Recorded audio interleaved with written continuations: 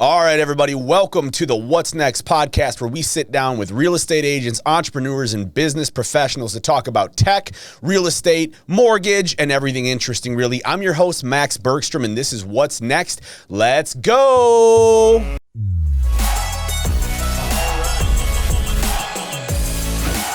sit down with real estate agents and talk about how the industry is changing, thriving with technology. We look at strategy. We love it. And welcome to What's Next podcast. All right, everybody. Welcome to another episode of the What's Next podcast. It's my pleasure to be here with Mike Rafii, area sales manager and home loan advisor for Bay Equity Loans right here in San Diego. Mike, thanks for being on the show. How you doing today, man? I'm doing fantastic. Thanks. Good to be here. Appreciate the invite. Yeah, absolutely. I think that we're getting each time we do one of these, we get better and better and better. This is episode 16, and we want to run this thing. Tony, what's the stat out there? It's like 90% of podcasts don't make it to episode like 7, or people quit before a certain. Yeah, the first one is, I think, episode 10 and then 24. So 10 and then 24. Yeah. So if you make it past 24, then you've like outlasted a good majority, yeah, right? I think so. Yeah, don't quote me on that though. All right, so I got to make it through 10 of these myself too. At some point. Yeah, exactly. All right. Yeah, I like that. And how often are you guys doing these? We do every 2 weeks. Yeah, every 2 weeks we schedule them, but it's been getting busier and busier now. So we got a few, like November and December are going to be busy. I feel like we have 3 or 4. Yeah. So it's good though, right? Yeah, absolutely. It's a high class problem to have. It is, right? Yeah. More business is better than no business. Absolutely. So, excellent. Well, man, thanks so much for coming on the show. I just want to start things out just by kind of getting a little bit of background on you. When I was a kid, I wasn't like, I really want to be a mortgage professional. So I'm wondering, like, some people come on this show and they're like, I've been into finance and real estate ever since I was little. Some people are like, I was an engineer for 20 years and then I got into it. What was it like for you? I always wanted to be a mortgage guy Nice. It's funny you say that because I think most of us in the mortgage industry, honestly, that are as old as I am, I'm not that old. But, 27 tops. Exactly. No, that's 27 years in the business. Oh, 27 years in the business tops. But here's the deal. Most of us stumble across this. And frankly, even the real estate industry, I think. Yeah. So I got introduced to the mortgage industry by the old days. The employment development department had 3x5 cards. Okay. It wasn't online, and I needed a summer job, and it was at Camino del Rio South, and it was at a mortgage company to be an assistant processor. Gotcha. That was in '87. Okay. Now I'm 50, so not that long ago. Yeah. Right. So anyway, but I went in, but at the time I was a senior, and then I went on to San Diego State, and I was a computer science major, part-time. But I had all these loan officers, clients that coming in, and I worked at a mortgage company just doing little things, clerical stuff. So it was kind of like a side thing at first. It was part-time. Yeah. It was a college kid, right? And the computer science thing. The computer science thing I loved. I loved trig. I loved math. So that was going to be it. But then I'm sitting my sophomore year in the computer lab at State and debugging, and back there was Pascal and whatever it was, nothing fancy, sexy like today that we have. But anyway, I was really intrigued by what the industry was doing, and to see folks, their budget, their finances, the debt load, and who pulled up to the parking lot with what car, and if they were going to qualify for a mortgage or not knowing enough about what went into it, debt ratios or savings. But that fascinated you. That fascinated me. Plus, the guys and girls that were loan officers drove really nice cars. For sure. So I was able to get a business card that says AVP. At the time, it looked really good, and it kind of made me look good in the frat. But gradually, joking aside, I just switched majors to finance and ended up just kind of working my way up through the different departments, not in sales, but more accounting, then underwriting, then sales, secondary market. That is how I got my start in the business. I had no knowledge of it. And frankly, college doesn't even tell you, not that I know of now even, my finance major didn't really touch much For sure. on mortgages or credit scores. Right. I don't know that they do that now. No, they. I feel like the general public in regards to finance and credit and things is not a well-educated public. No. But I love that, and I'm willing to bet that you having those, like, being interested in the numbers and kind of the process, like the sales, I'm not demeaning natural salesmen, but anybody can learn how to do sales, right? Now, anybody can learn numbers, I feel like, too, but I'm not a numbers guy at all. Like, my brain just doesn't work that way, and it's just agony for me to try to. Yeah. But, like, I know people that just get that naturally, and I'm like, man, like, that's one thing where if you can do that and you really can wrap your head around numbers and you're interested in it, and I mean, it's a good skill to have. So I'm willing to bet once you got into the sales portion and trying to, like, drive a business, your interest in the actual process probably helped you, huh? Absolutely. I mean, that's one of the things that I actually let my clients know is that I grew up in this industry. I learn every day, but I started with the backside and knowing what it takes to have a client to be able to buy a home and where they need to be budget-wise. So I think when I finally transitioned to where I wanted to make more money, and that was the tough job of go make it rain. Yep. It wasn't as hard because I could speak and be more of a advisor, or, later on in my career, I've used the term resource. Totally. Right? And it's really, you're not selling, because at the end of the day, all of us have access to the same products, those of us that are doing this. If you're not able to offer the best rate, then you are not connected to the right investors, the right programs, okay? So if I can offer the same products as everybody else, then what is my value add? Exactly. Right?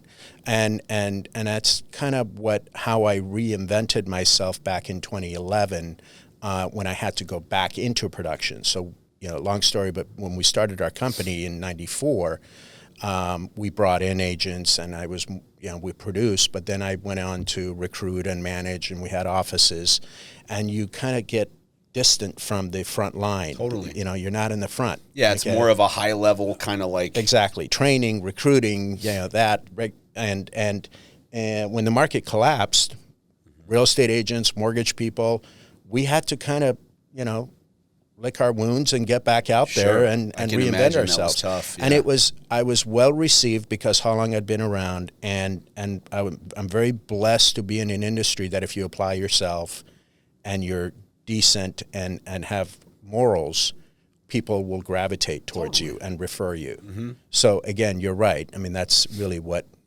I think the difference is being a resource for folks and being an advisor, whether they're buying next month or 2 years from now. Totally. I love that. A couple of things that stood out to me in some info that I read about you here. I just wanted to point these out because I love this. It says, I've been in the business for over 20 years and I love coming to work every day. So you love this. Like, you love your job. I love my job, and my job is something that I tell my agents and my colleagues that I've learned through coaching. You define your job. You find out what your highest and best use is and what you enjoy the most. That goes with anything, right? And I love talking to my agents, and I love talking to my clients. The part I don't love is the regulations and the compliance and all that, but that's okay. That's part of the job. But you hire for that, and you hire people that are more capable that are going to keep me in check. But I do love it. I love talking to folks. My day flies by because I'm on the phone or I'm on a Zoom call. Today's world.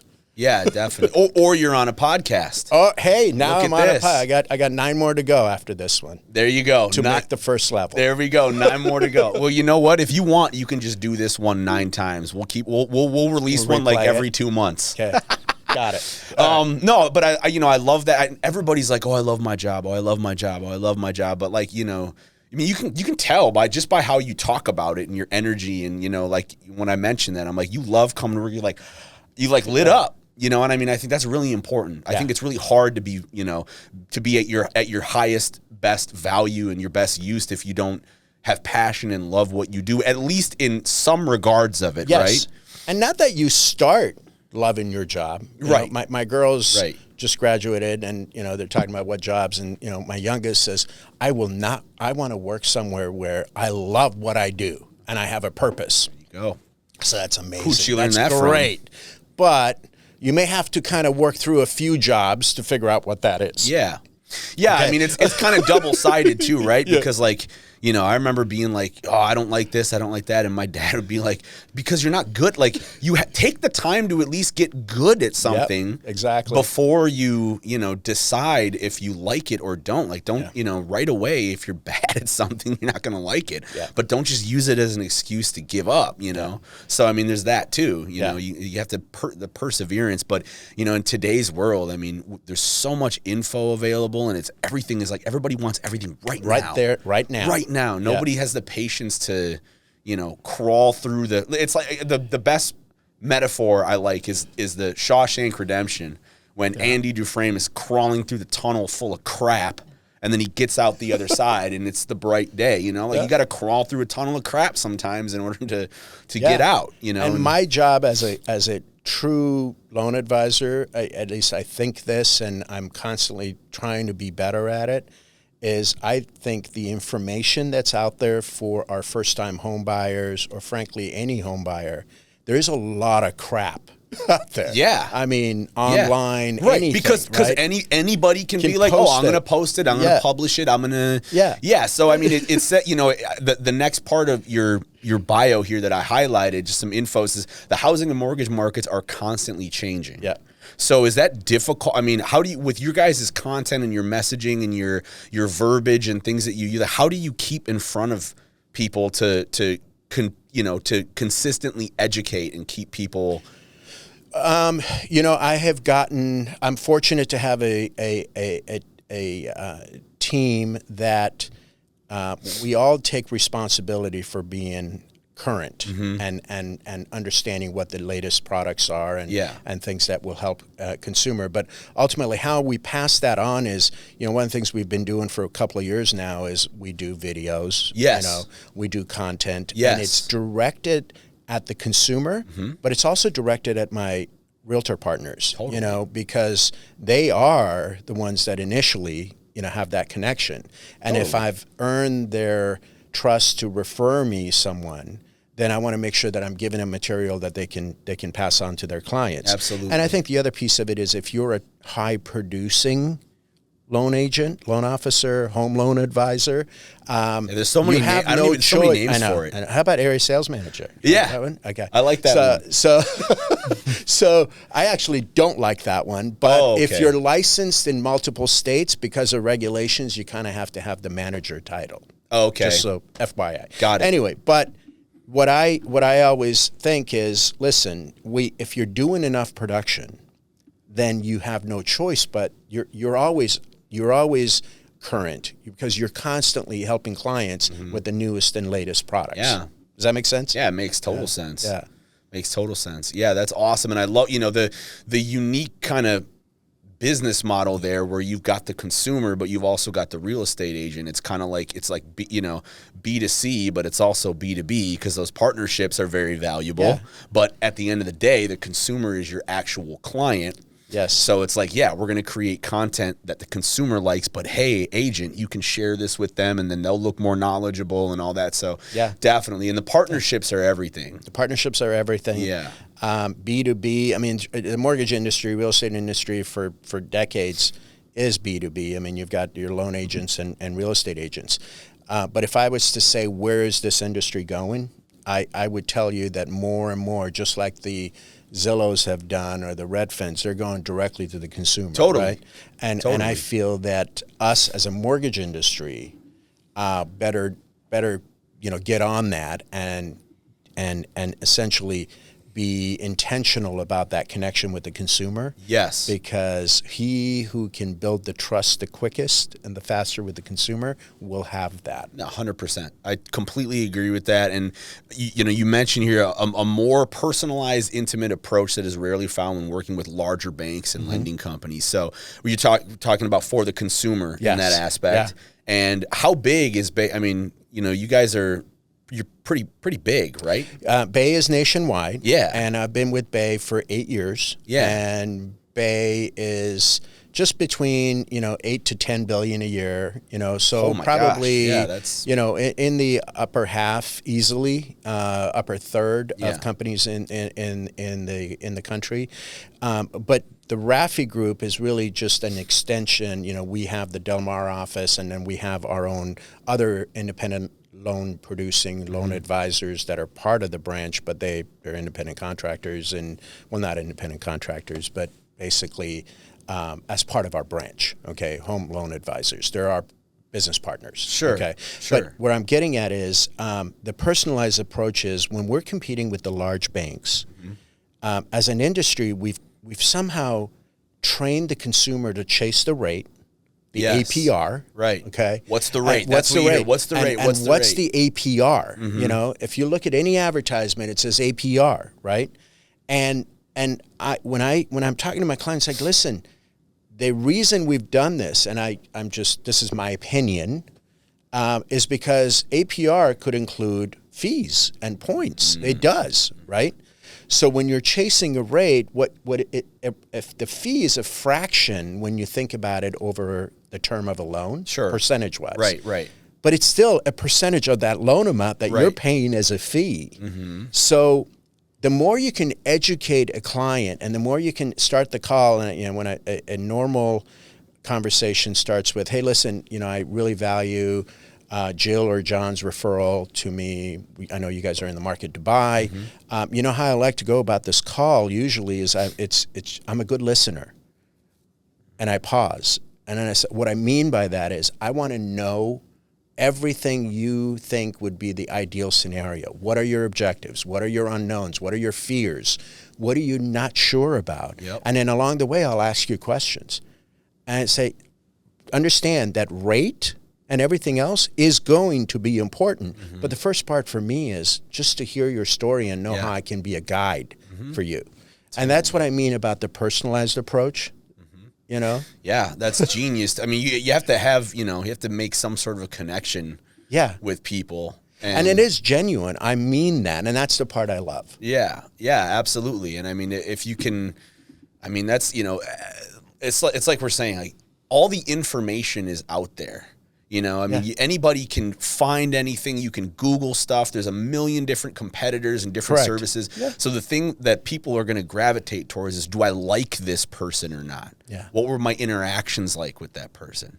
Now, we talk about tech here and where the industry's going, and it's, there's like Uber and all this kind of stuff now, and you see like what Zillow is doing and all that kind of stuff. So I think there's an appropriate balance, and I'm definitely going to ask you about that. But I'm curious to know, 8 to 10 billion.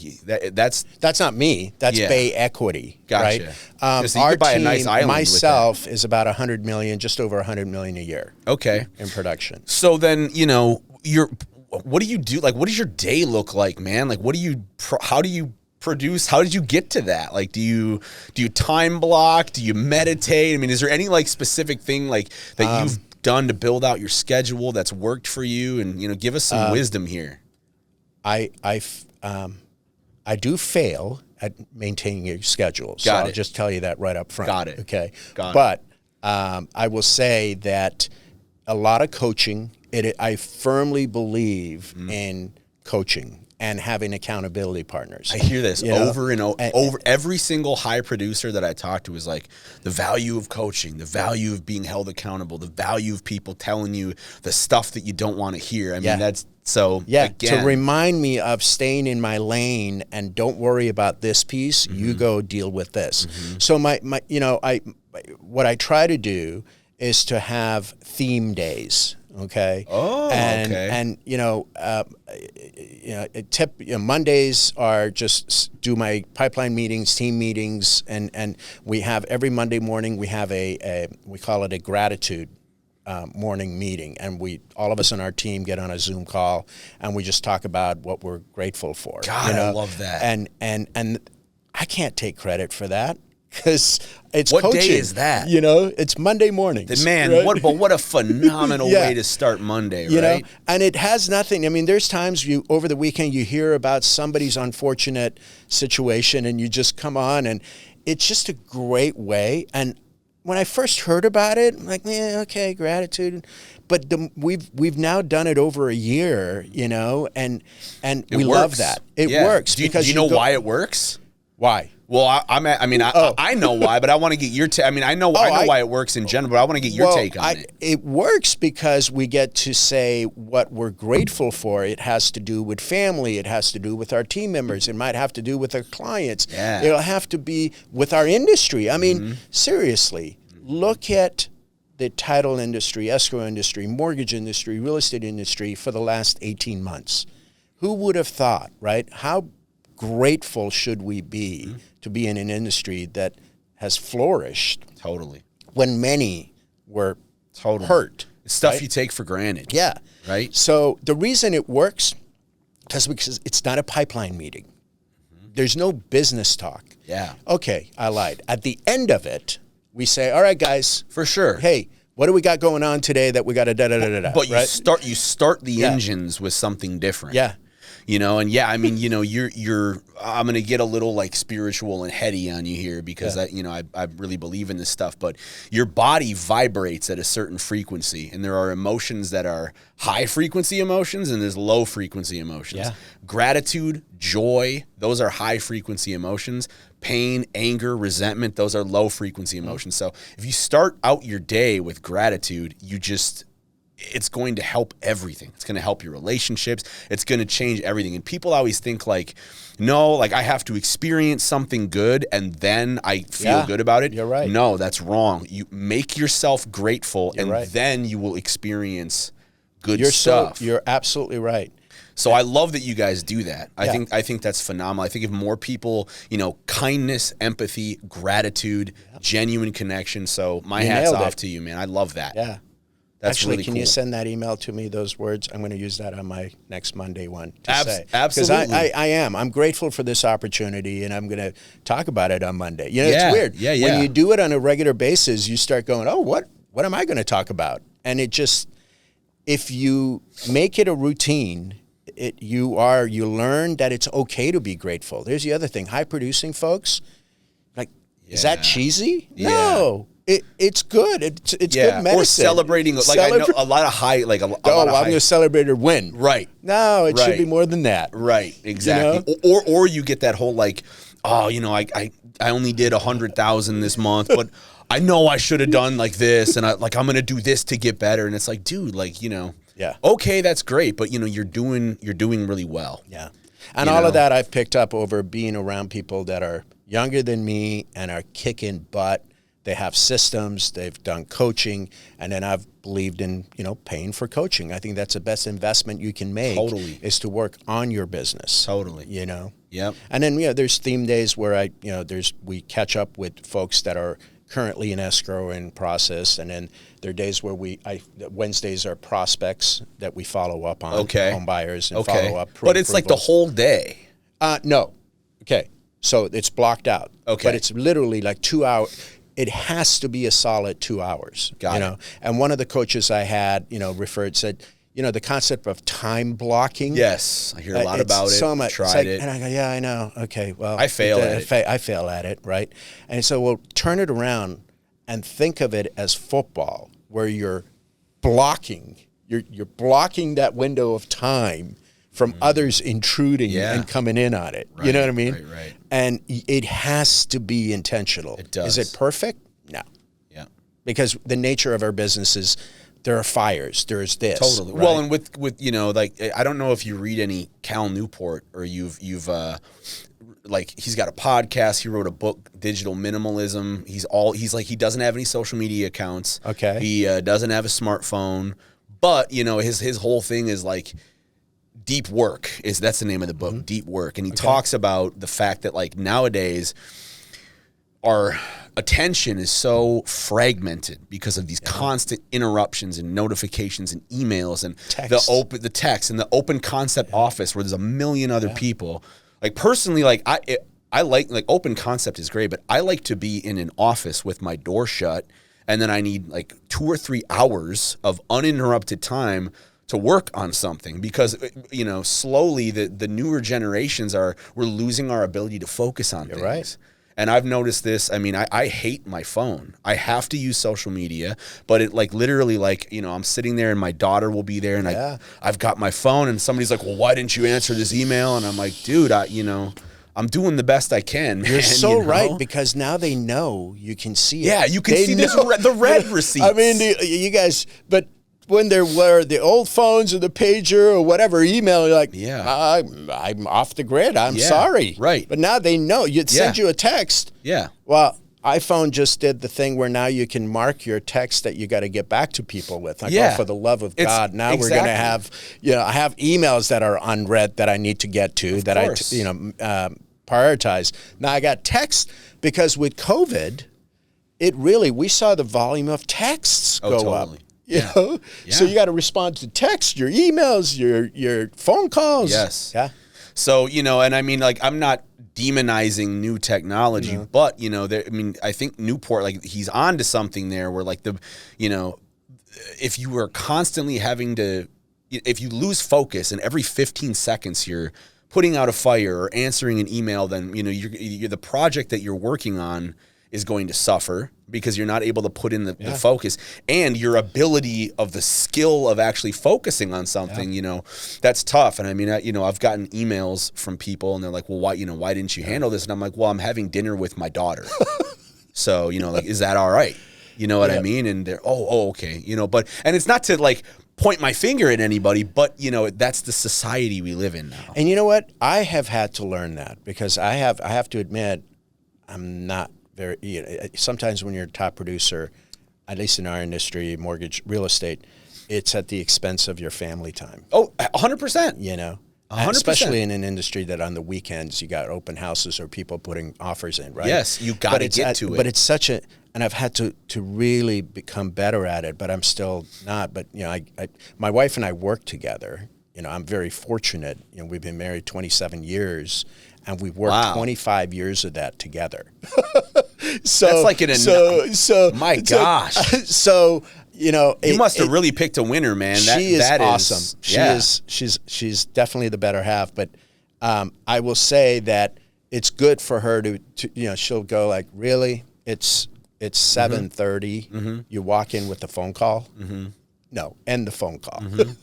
And I think people actually are starting to kind of realize that, because I think the pendulum is swinging. It is. You can tell people, listen, I'm with family. I'll get back to you tomorrow morning. Yep. And I mean, I think it's exactly, it's all in how you communicate it. Yeah. If you get an email from somebody, the difference between why wasn't this done as opposed to, hey, I know you might be with your family. I'm really sorry to interrupt you, but is there any way you could check this real quick when you get a second?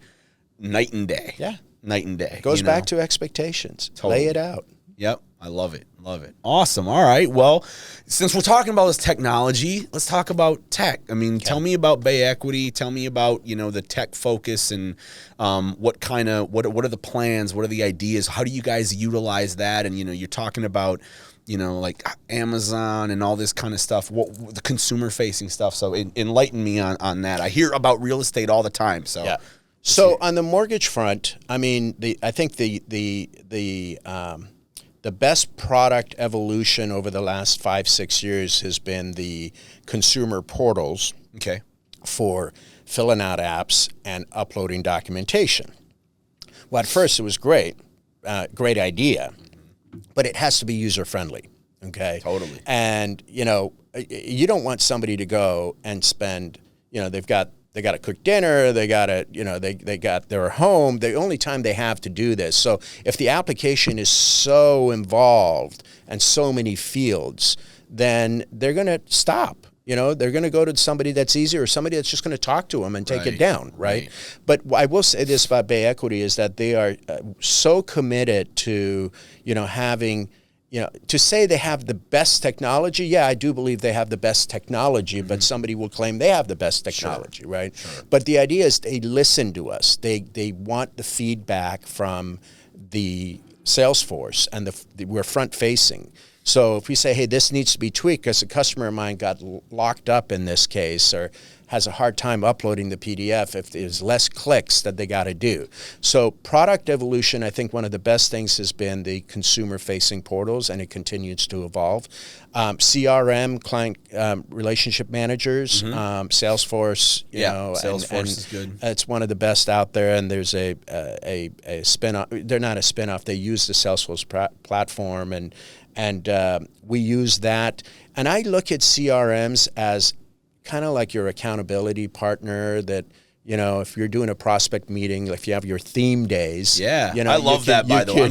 I'm stealing that. It's I like not that. mine, but, you know, but it allows you to have a reference to everybody that you've touched the prior week or prior month, and you go, wait, they were supposed to send me this, or frankly, I was supposed to send them this. Yes. And it's time to check in. Yes. Okay. So that, and then the biggest, I think, that allows the biggest product, most important product, I think, is our industry has gone through tremendous, and yours as well, regulatory and compliance. Gosh, yes. Right? Reorganization and mandates.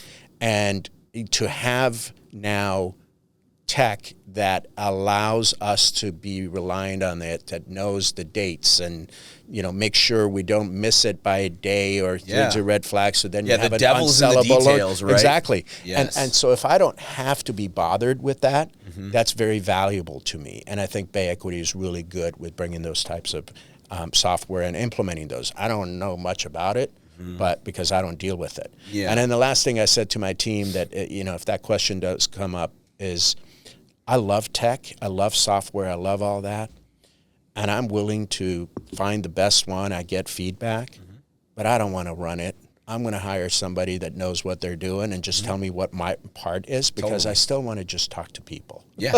If that, you know, I mean, that's... Totally.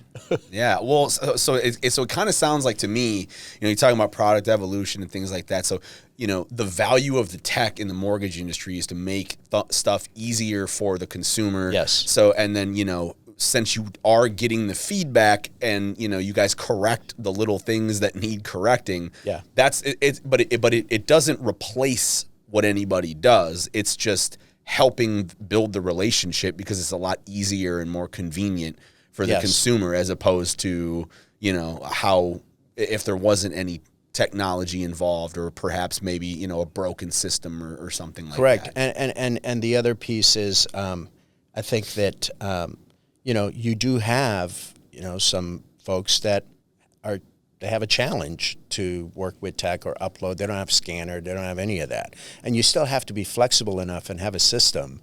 You know, I always say, I think the banks will short circuit if a client says, yeah, I don't know how to do this. Let me send you 15 images of my bank statement and can you put this together? Right. And we're like, hey, how about if I just send you a prepaid FedEx label and you put it all in FedEx, paid for, and we'll get it.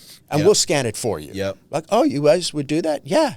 Yeah. Believe me, it's easier on us. Yeah. I mean, mortgage and real estate both. I mean, if you know how to solve problems, I mean, it's just gold, right? I mean, absolutely. So that's great. I love that. So, you know, do you think that as like moving forward, how do you think is the consumer facing, you know, technological platforms, is that going to revolutionize how things are done? Like what do you think is going to happen? I personally think that with the latest revisions to the residential loan application, you know, it's now many more pages with many more fields. But I think the powers to be and the end side, the secondary market, what the push is for AI, and to essentially get enough information from the consumer to literally be able to get their information online from the banks, get their pay information online from their employers, pull their credit, which it does now. Look at you know, statistical data that's accumulated every transaction for valuation, and literally spit out a loan approval right there and then. So ultimately, I think that is where this is going. Okay, there's not this because it's a process, right? It's a process right now, and you have millions of people that are employed to do that. Yes. So imagine what that will do from the cost of producing a loan. Totally. None of us will like it because we have folks and friends and loved ones that are in that piece of the industry. Sure. But ultimately, I think that's where tech Yes. is going for our industry, is to make the decision right at the time of application. What will not get there is self-employed. And we live in Southern California. The business I would say easily 60% of my business is self-employed folks. Oh, really? Okay. And that's another piece that if you specialize in that and you know how to, go through multiple tax returns and folks that have trickier. 12 companies and 10 properties, and to be able to analyze all that, that will probably be one that will require actual human beings looking at the information and making an underwriting decision. Sure. Sure. That's crazy. I mean, just looking at my own behavior, I had to, I've got a bunch of student loans because I have a psychology degree, and then I moved out here and realized my daughter has an organizational psychology degree. Yeah, hey, well that's good. She's smart. I was going to be a therapist, and who knows, maybe someday I'll get. I am a therapist. Are you really? For my business, I have to be a therapist. Yeah. Well, I believe it. We should talk later then. I'll tell you about my relationship with my mom and all that kind of stuff. You have a sofa out there. I do have a sofa. Okay. I could lie down and no, but I have all these student loans and I'm still paying them, and I had to submit documentation to prove my income. And this is how easy this is. Go to the website for my job, download and upload. And even then I was like, oh my God, this is so long.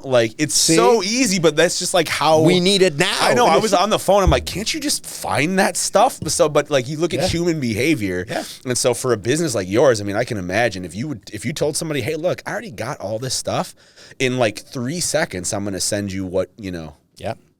Yeah, an approval. And we're well on our way there. It's going to happen. That's really cool. Yeah.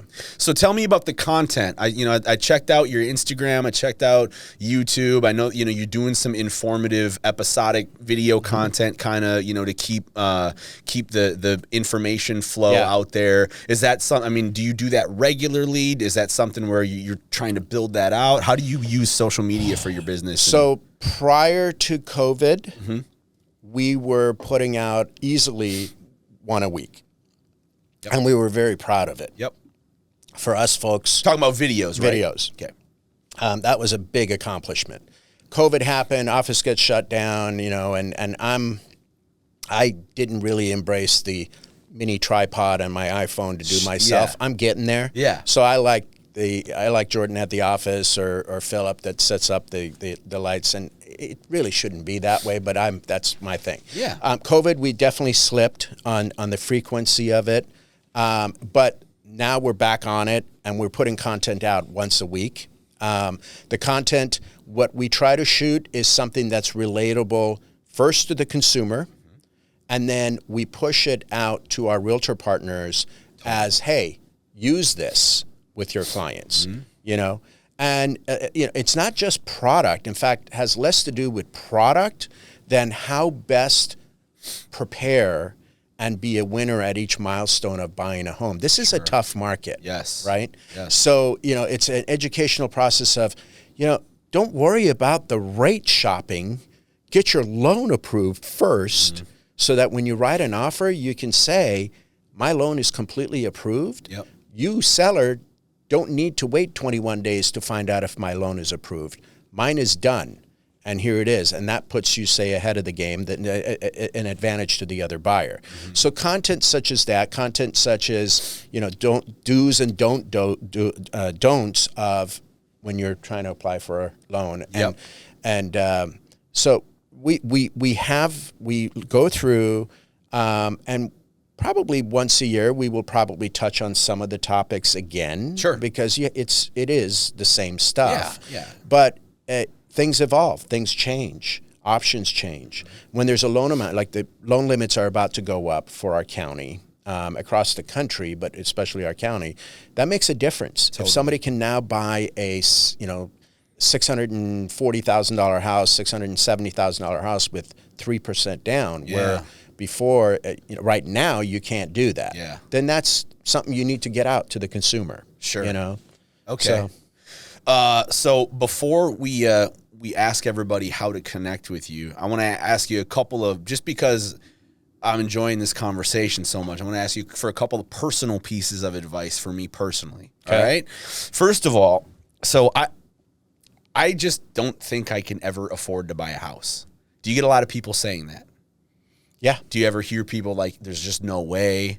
Yeah. Like I know like with the FHA thing, you can do the 3.5%, but like, I mean, like, what do you say to somebody that's like, I just like, I want to know why you formed that opinion. Okay? Yeah. And was it somebody that told you no? Yeah, probably whenever. Faulty money psychology is probably part of it. And you know what? I'm known to tell folks, you will own a home, but not yet. Got it. So what are the things that if I want to get there, you need to what talk do you look to me. at? So what I look at is, I say, hey, what are you paying in rent? Mm-hmm. All right. How much are you putting away after you pay the rent? Okay. Right. What are you spending money on? Mm-hmm. Okay. And what about your quality of life? Okay. Because when you go to buy, it's not just about I can afford this much. Yeah. I think it's so important to say, okay, so I bought something. Now, what about my quality of life? Yeah. Like, is it going to break the bank? Is this going to break the bank or your psyche? Mm-hmm. You don't want to pull into your driveway and walk in and have it be a source of stress. Right. Totally. So nobody talks about that either. Like, I think that's a really good point. It's so important. That's a really good point. And we are getting there with this market. It's terrible, Yeah. So I say, listen, don't worry about rates going up, okay? Don't rush home buying because rates are good and I got to buy. It's like, let's look at what needs to happen and put a roadmap together, for you to then eventually buy a home. Because if the rate is at 3.8 versus today it's at 3%, chances are home values are going to be lower, not dramatically, but you'll be just more comfortable. You have 6-10 months of house payment in the bank. And if it takes you 2 years, then it takes you 2 years. Or maybe you move out of state. But you yeah, right. Yeah, no kidding. You should go to Idaho, right? But so you lay out like a roadmap and you're 100%. like, this is how, all right, well, 100%. maybe I will talk to you. I literally say, here's where your score is. And people say, oh, thank you so much. Is there a fee? Like no, this is part of me doing my business. Yeah. And even if you don't buy, I have a feeling I did enough good here that you'll talk me up. 100%. I love that. All right. Well, so that was great. Thank you. Here's the second thing real quick. We're talking about like the theme days and the time blocking. Yeah. So I get into this pattern where I'm just like, there's too much to do. I'm overwhelmed, and it's like, everybody's like, well, just go through and figure out, what gives you the highest ROI and then just scrap all the rest. And like, I just get burnt out. So when you get like that, like, how do you fix that? How do you get out of that rut? Like, is there anything you've done that's helped you out of that when it's just way too much going on and you're like, you can't just I can't be like, nope, I'm just not doing it, but I don't know. I have a confession to make. When you realize you're overwhelmed and you need to hire somebody, you're late.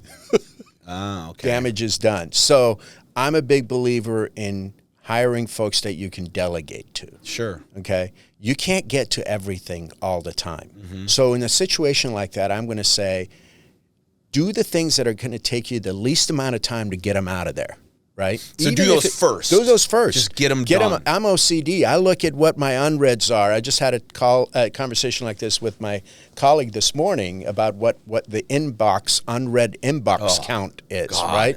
And I said, look, when it gets beyond a certain point, you've lost them because they're not. You think they're just waiting there for you to respond? Yeah. Liberate yourself. Just go from a week prior. I'm being dramatic, but go a week prior and say read. Go, well, what if I lose a lead? I said, you probably have already lost it. Yeah. Okay. Yep. So I do believe that if you manage it and you have some sort of system of being able to easy stuff, and then I tell my team, if you come to me with a question and I can give you the answer in less than 5 minutes, then you haven't done your job, because you need to know the solution. You need to come to me with a solution. Is it perfect? No. Am I a jerk to my clients, an asshole to my team? No, I love them. But that's, again, through coaching, that we're good at what we do. Find what you're best at and find other ways to give the other stuff. So if you can unload some of it, do it. Even if it means you take a pay cut to hire an assistant. Okay. I don't know if that makes sense. No, it definitely makes sense. I appreciate that. Well, listen, man, this has been a great conversation. I hope you enjoyed it. Thank you very much. Absolutely. Look right into that camera there, all nice and pretty, and let everybody know where they can connect with you. You're wherever you, however you want to be contacted, let them know where you're at. The RafiiGroup.com, RAF as in Frank, II, one F, two I's. And I'm on the web, you literally just Google me, and we're in the Del Mar office, but I'm licensed in multiple states. I'd love to be a resource for folks. I really do. My career has evolved to a point where I'm comfortable, and you can tell I'm a talker. Yeah. So, yeah, absolutely. Absolutely. I'd love to be a resource for you guys. Awesome. Well, you heard it right here from Mike Rafii from Bay Equity. If you're looking to buy or refinance. Refinance. Right. Yeah, definitely get in contact with him. And I appreciate everybody out there. If you guys want to check out the other episodes we've got, you can get us at the What's Next Pod on Instagram and Facebook. We're all over YouTube, so just Google us, and all kinds of fun stuff will come up. That's the easiest way to do it these days, because all the kids just Google everything. Yeah. Tony, do you have any parting words before the end of our show here? Well, thank you so much for coming today, and thank you. We should have another episode, I think. Yeah. What do you think, Max? Yeah, I think so. I want to get into this home buying roadmap thing. Yeah. I'm just going to selfishly glean off of that, and you know what I mean? Then I can keep the videos and just watch them if I forget about stuff. Reach out anytime. Awesome. All right. I love the opportunity. All right. Well, thanks a lot again, man. It was great to have you here. And Thank you. Tony, take us out, baby. Let's do it.